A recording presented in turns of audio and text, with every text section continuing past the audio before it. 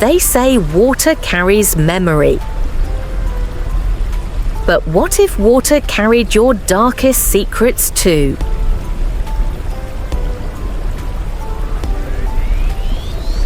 There was once a village where the well didn't just quench thirst, it listened.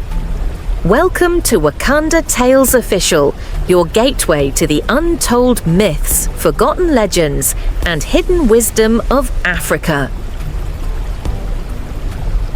If you crave stories that stir the soul and awaken ancient memory, make sure you subscribe, like, and share, and stay till the end for a gift of ancient wisdom waiting just for you. Long before cities rose and rivers were mapped, before kingdoms crowned their kings, and warriors rode into battle, there were villages forgotten by time, hidden deep within the arms of the earth. Places where the thin veil between the living and the unseen was fragile, delicate. In one such place, at the edge of the known world, there stood a well not dug by human hands, but by the earth herself, old, deep, and whispering. The villagers called it the Well of Knowing. They believed the well had been there long before the first footprints touched the soil, a mouth through which the earth spoke. But over time, the people forgot the old ways. They fetched water each day, unaware that the well was still listening, still remembering, still waiting. Life in Umuzi was quiet and predictable. Crops grew in time with the rains. Children played beneath the ancient baobab trees. And every morning, the women of the village made their pilgrimage to the well, their pots balanced gracefully on their heads. They laughed and gossiped, the sound of their voices lifting into the wind, mingling with the scent of damp earth and wildflowers. Among them was a girl named Nia, bright-eyed, with a laughter that could mend broken days. Nia's family had lived in Umuzi for generations, their lives intertwined with the land, the seasons, and the unspoken truths that drifted like mist through the village paths. But what Nia did not know, what none of them knew, was that the well had awoken. It began subtly. A whisper carried on the breeze as Nia leaned over the well's stone rim. A whisper that wasn't quite a voice, not yet. "You hide well, child, but I see you." Nia froze, her pot slipping from her fingers, clattering against the stones, water sloshing onto the ground. She spun around, but there was no one. Just the gentle sigh of the wind and the endless, yawning mouth of the well. She told herself it was her imagination. She told herself it was the wind playing tricks. But that night, as she lay in her hut, the voice returned, not in her ears, but in her heart. Secrets do not stay buried, Nia. The whisper was as soft as falling ash, but it carried a weight that pressed against her chest. It wasn't long before others heard it too. An old man, crippled by time and regret, claimed the well had named his sins aloud, sins he thought long forgotten. A young bride, fresh with the hope of new life, wept by the riverbank, whispering that the well had spoken her shame to the trees. Whispers spread through the village like fire in dry grass. Fear nestled in every corner. Children no longer played near the well. Women fetched water in silence, their laughter stolen, their footsteps hesitant. And always, always, the well listened. The elders gathered beneath the sacred Iroko tree, those ancient men whose faces were carved with the lines of 100 harvests. They spoke in hushed voices, their words heavy with the weight of unseen things. "The well remembers," one said. "It is not water that fills its belly, but truth," said another. But it was the oldest among them, a woman named Mama Aoife, who spoke last. Her voice was a threadbare whisper, but it cut through the murmurs like a blade. Mama Aoife speaks. "It is not the well that is cursed," she said. "It is we who are unclean. The well only shows what already festers inside us. And when the vessel overflows, it spills not just secrets, but souls." Nia couldn't sleep. The well's voice was a shadow at the edge of her thoughts. Every time she closed her eyes, she saw it. The yawning darkness, the patient mouth waiting for her to confess. But Nia had nothing to confess, or so she believed. Until one night, the whisper came not as a voice, but as a memory. A moment from her childhood, locked away, hidden even from herself. A moment when she had turned away from a friend in need, left her in danger to save herself. A betrayal small and silent, but heavy in the eyes of the old spirits. "You turned your back," the well whispered, "and she never came home." Nia wept that night, her tears as silent as the stars, her heart a hollow drumbeat of guilt. The well did not sleep, it waited. Over the next days, the village began to fracture. Accusations flew like arrows. Husbands confronted wives. Fathers turned on sons. Friendships cracked and splintered. No one was safe, no secret was sacred, and through it all, the well watched, not with eyes, but with memory. Some tried to fill it with stones, others sang prayers over it. A few even tried to poison it, as if truth could be drowned. But the well could not be silenced, because the well was not just a hole in the earth, it was a mirror, one that showed not faces, but souls. The village that once laughed beneath the baobab trees fell silent, each man and woman haunted not by the well, but by themselves. But there was one who would not run, one who would stand before the well and ask not for mercy, but for truth. The laughter of Umuzi had long since died. Only whispers remained now, whispers not of joy, but of suspicion, betrayal, shame. In the days that followed, fear sank its teeth deep into Umuzi's bones. Families that once shared meals now shared accusations. Neighbours who once sang together now crossed the street to avoid meeting eyes. It was said that the well no longer whispered in private. Now it spoke aloud, carrying secrets on the wind, letting them settle into the ears of anyone who dared draw near. One morning, old Baba Joro, known for his generosity, was found weeping beneath the market awning. His secret spilled like blood across the village square, that the land he donated to the orphanage was never truly his to give. It was stolen. The villagers turned on him, not with stones or spears, but with the cold cruelty of silence, a shunning more painful than any blade.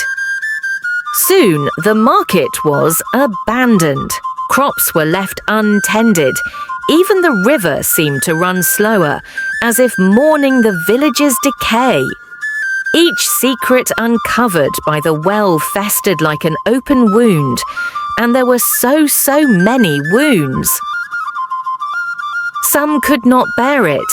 They packed their few belongings and left, slipping away in the darkness before the well could uncover what they wished to leave buried. But the well was patient. It did not need to chase. It merely waited, knowing that no distance could outrun the truth carried within a heart. Of those who fled, few found peace. Some claimed the whispers followed them into the forest, into the plains, into the cities beyond, always just beyond hearing, always present in their dreams.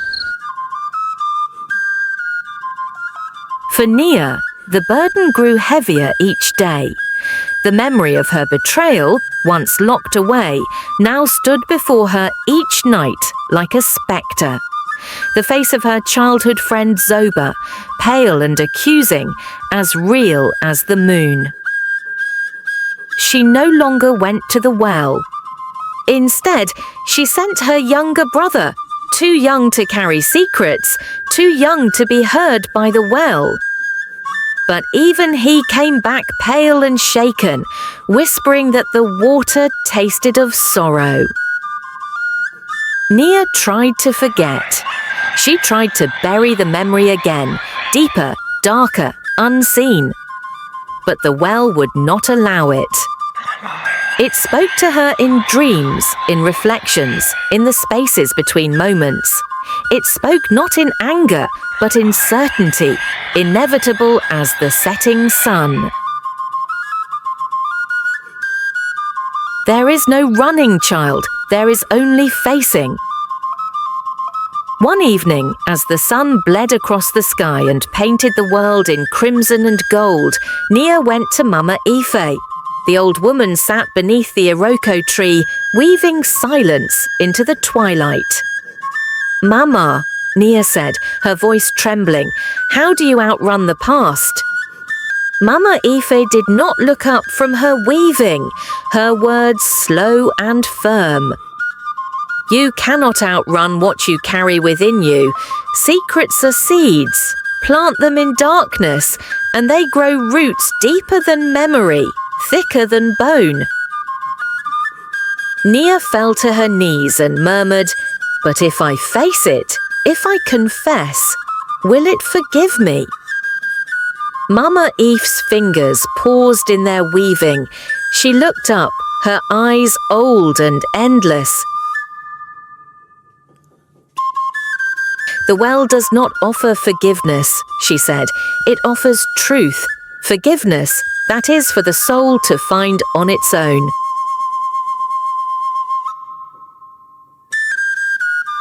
That night, the villagers gathered in the square, not to celebrate, not to feast, but to confront the well. Lanterns bobbed like captive stars in the darkness. Faces half lit, half shadowed, they formed a circle around the old stones. No one spoke. The air itself seemed to hold its breath. And then, from the center of the crowd, a voice rose, soft but steady. "I will go," said Nia. The crowd parted like mist before her. Some averted their eyes, others stared with hollow expressions, as if hoping she might carry their burdens with her. She walked alone to the well, the world falling away with each step. The well's mouth yawned open before her, black and infinite. For a moment, there was silence. Then a whisper, so soft it might have been the wind. "Child of regret, why have you come?" "To confess," Nia said, her voice breaking but clear. She knelt by the well's edge, the cold stones biting into her skin. She closed her eyes and spoke, not to the villagers, not even to the well, but to the memory she had carried all these years. "I left her," she said. "I left her because I was afraid, and because of that, she died. I have carried her name in my heart like a wound that never heals." The well was silent. For a moment, Nia thought she might collapse under the weight of her words. You carry not her death, but your fear. Release it and walk forward. A wind stirred, lifting dust and leaves into a slow, spiraling dance. The villagers watched, unmoving, as Nia stood, her shoulders straighter, her eyes clearer.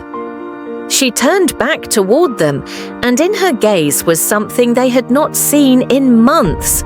Not fear, not shame, but peace. And in the silence that followed, the villagers saw something else too. A reflection not in water, but in Nia herself. A reflection of their own hidden truths. One by one they stepped forward. One by one they knelt by the well. Not to plead, not to curse, but to confess. And for the first time in a long time, Umuzi was silent, not with fear, but with release. The well, once feared, now listened in silence, not as a judge, but as a witness. And slowly, quietly, Umuzi began to breathe again. In the days that followed, the village of Umuzi changed.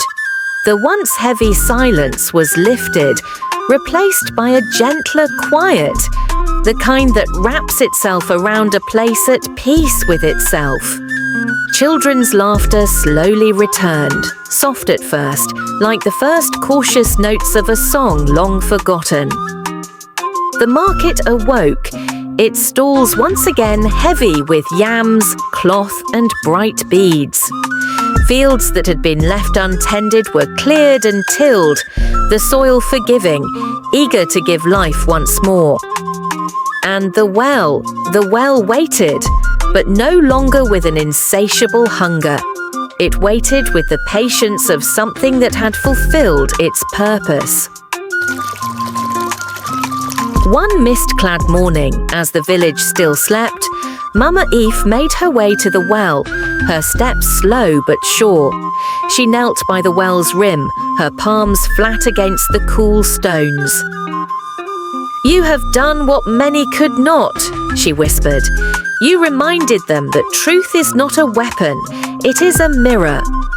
The air shifted, the mist thickened, and for a moment she felt them, the ancestors, silent, unseen, but present. They were the ones who had carved the well deep into the earth, not with shovels or picks, but with sacrifice, pouring their memories, their regrets, their confessions into the ground, so that those who came after might learn that hiding from truth only darkens the soul. The well was not a curse, it was a gift, a vessel to hold the pain too great to carry, and a mirror to reflect the truths too heavy to bear alone. As the seasons changed and the baobab trees shed their leaves in whispering cascades, Nia grew. She became a woman, her heart no longer burdened by the shadows of her past, but strengthened by them. She married a kind man from a neighboring village, and together they raised children who never knew the weight of secrets carried in silence. Instead, they learned to speak truth as easily as they drew breath. And Nia never forgot the well. Each year, on the day the wind first shifted with the breath of the coming rains, she would gather the village, old and young, and they would walk together to the well. There, in the cool shadow of its stones, they would sit and speak, not just of sins and sorrows, but of hopes, of dreams, of the things that bind hearts together rather than tear them apart. They made offerings, not of gold or cattle, but of truth, spoken freely, offered without shame. And the well listened, it always listened, but now it whispered not of darkness, but of remembrance. Years later, when Mama Ife lay upon her woven mat, her time on this earth drawing to a close, she called Nia to her side. Her voice was thin, but her eyes burned bright. "Child," she said, "there is one last thing you must know." Nia leaned close, her hand warm over Mama Ife's. The well, it listens, yes, but it also remembers what the world forgets. Our pains, our hopes, even our names. It is the memory of those who came before, the ones who carried the burdens we now lay down. Nia frowned. But why? Why hold on to so much sorrow? Because memory, even painful memory, is a sacred thing. Without it, we are not a people. We are dust carried by the wind, forgotten before we even fade. Mama Ife's hand grew still, but the well's memory remained, Time, as it always does, moved on. Villages rose and fell, cities stretched their arms wide, and maps were redrawn. But if you walk far enough, past the boundaries of stone and asphalt, into the wild places where the earth still remembers, you might find a small clearing and a well, so old it seems as though the ground itself grew up around it. Listen carefully, and you might hear it, not a voice but a presence, a memory waiting, patient and eternal. And if you dare, lean close and listen, not for secrets, but for a simple truth, that to remember is to honor, that to confess is to be free, and that some wells never run dry. In the old ways, stories were not only told to entertain, they were given as medicine for the soul. And just as Umuzi found healing by facing their truths, so too can we find clarity in the simple gifts of the earth.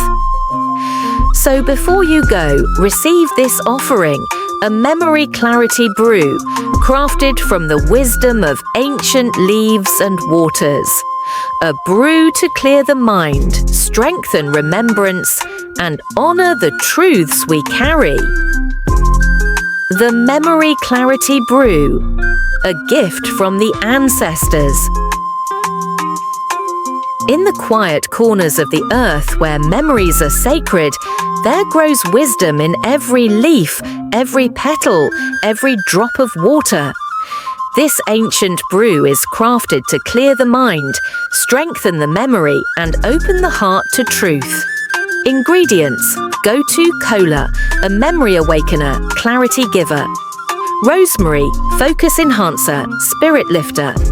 Lemon balm, soother of anxious thoughts, dream clarifier. Hibiscus flowers, heart strengthener, body refresher. Honey, optional, sweetener of the spirit. Water, the keeper of life and memory. Brewing instructions: in a sacred moment of quiet, boil 3 cups of water. Add 2 teaspoons go-to cola and 1 teaspoon rosemary. Simmer gently for 10 minutes. Add a handful of hibiscus flowers and lemon balm leaves. Simmer for another 5 minutes. Let the brew rest and cool slightly. Let it remember. Strain into a vessel. Stir in 1 tablespoon of honey for balance. Drink warm, drink slow, drink with remembrance. Memory is not a burden. It is the thread that binds the soul to life. Drink it slowly. Drink it with remembrance. And know, the well within you holds not just your burdens, but your light.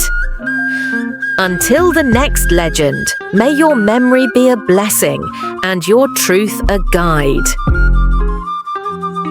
This has been another journey into the untold, a forgotten legend brought back to life here on Wakanda Tales Official. If this story stirred something within you, don't let it fade. Like, share, and subscribe to awaken more ancient memories hidden beneath the sands of time. Until the next legend. May your secrets find their way to the light.